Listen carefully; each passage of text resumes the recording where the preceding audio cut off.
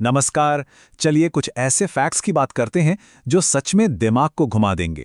आज हम कुछ ऐसी अविश्वसनीय सच्चाइयों पर नजर डालेंगे जो दुनिया को देखने का हमारा नजरिया हमेशा के लिए बदल सकती हैं। अच्छा, एक बात बताइए, कभी रात में बिस्तर पर लेटे लेटे पंखे को देखकर ये ख्याल आया है कि अगर ये अभी गिर गया तो? ये थोड़ा अजीब है, पर हम में से कईयों के मन में डर आता है। और आज की हमारी इस दिमागी कसरत को शुरू करने के लिए ये एकदम परफेक्ट है। आज हम कुछ ऐसे ही फैक्ट्स आपके सामने रखने वाले हैं जिन्हें सुनकर मुंह से बस एक ही बात निकलेगी, अरे वाह, ये तो कभी सोचा ही नहीं था। तो चलिए बिना किसी देरी के शुरू करते हैं। तो सबसे पहले डुबकी लगाते हैं बायोलॉजी यानी जीव विज्ञान की हैरान कर देने वाली दुनिया में, जहां कुदरत के सबसे अजीब व अद्भुत राज छिपे हैं। कभी सोचा है पुरुषों में निप्पल्स क्यों होते हैं? देखिए, इसका जवाब छुपा है हमारे बनने के प्रोसेस में ही। जब कोई भ्रूण गर्भ में बनता है तो शुरुआत में वो एक जेंडर न्यूट्रल ब्लूप्रिंट पर बनता है। निप्पल्स शरीर के उन शुरुआती हिस्सों में से हैं जो जेंडर तय करने वाले क्रोमोसोम्स के एक्टिव होने से भी पहले बन जाते हैं। तो ये बस हमारे शुरुआती विकास की एक निशानी बनकर रह जाते हैं। एक मुर्गे की बांग बहुत तेज होती है, पता है कितनी? करीब 130 डेसिबल तक। तो सवाल यह है कि वो खुद बहरा क्यों नहीं हो जाता? कमाल की बात तो यह है कि कुदरत ने उसे बिल्ट इन ईयर प्लग्स दिए हैं। जब भी वो बांग देने के लिए अपनी चोंच खोलता है तो त्वचा के छोटे छोटे फ्लैप उसके कानों को अपने आप ढक लेते हैं और वो अपनी ही तेज आवाज के असर से बच जाता है। ये सुनने में किसी साइंस फिक्शन फिल्म की कहानी जैसा लगता है ना, कि क्या ऐसा हो सकता है कि किसी का ऑर्गन ट्रांसप्लांट करने पर उसकी आदतें या एलर्जी भी ट्रांसफर हो जाए। खैर, विज्ञान अभी भी इस पहेली को सुलझा रहा है, पर कुछ ऐसे मामले सामने आए हैं जो सच में चौंकाने वाले हैं। जरा इस केस के बारे में सोचिए। एक महिला थी जिसे जिंदगी भर पीनट बटर खाना पसंद था। कभी कोई एलर्जी नहीं हुई। फिर उसे लंग ट्रांसप्लांट की जरूरत पड़ी। ऑपरेशन कामयाब रहा, लेकिन उसके बाद अचानक उसे मूंगफली से भयानक एलर्जी हो गई। वजह? जिस इंसान ने फेफड़े डोनेट किए थे उसे मूंगफली से जानलेवा एलर्जी थी। ऐसा लगता है जैसे फेफड़ों के साथ साथ वो एलर्जी भी ट्रांसप्लांट हो गई।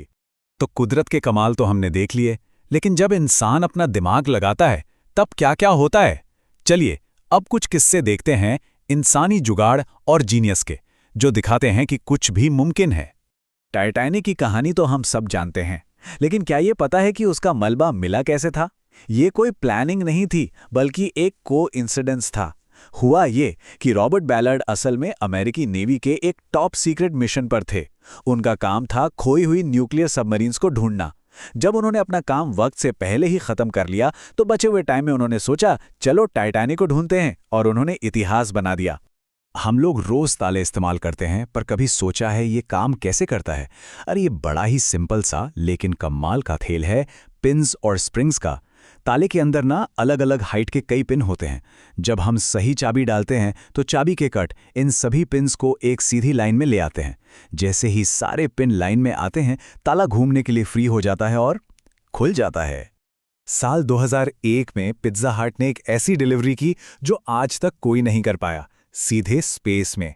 सोचिए, इंटरनेशनल स्पेस स्टेशन पर सिर्फ एक पिज्जा पहुंचाने के लिए उन्होंने रशियन स्पेस एजेंसी को $10 लाख दिए। ये एक ऐसा मार्केटिंग स्टंट था जिसने पिज्जा को सच में आउट ऑफ दिस वर्ल्ड बना दिया। जापान की बुलेट ट्रेनें सिर्फ तेज नहीं हैं, वो गजब की स्मार्ट भी हैं। कैसे? देखिए, पूरे देश में ना भूकंप के सेंसर्स का एक जाल बिछा हुआ है। जैसे ही भूकंप की पहली हल्की सी लहर महसूस होती है, यह सिस्टम फौरन सभी ट्रेनों को ऑटोमेटिक स्टॉप सिग्नल भेज देता है और ट्रेनें तबाही मचाने वाली मेन लहर के पहुंचने से कुछ सेकंड पहले ही सुरक्षित रुक जाती हैं। इंसानी दिमाग ने तो कमाल किया ही है, पर हमारा ये जो ग्रह है ना, ये खुद भी रहस्यों से भरा पड़ा है। तो चलिए अब धरती के कुछ ऐसे राज जानते हैं जो सोचने पर मजबूर कर देंगे।